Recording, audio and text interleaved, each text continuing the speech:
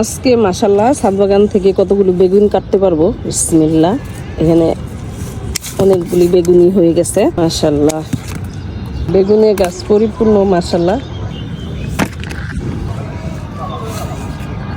ছাদ বাগানে বেগুন চাষ একদম সহজ, আপনারা মানে খুব সহজেই করতে পারবেন। তবে যত্ন তো অবশ্যই, সব কিছু যত্নে রত্ন মিলে, তো যত্ন করলে অবশ্যই ভালো ফলন পাবেন।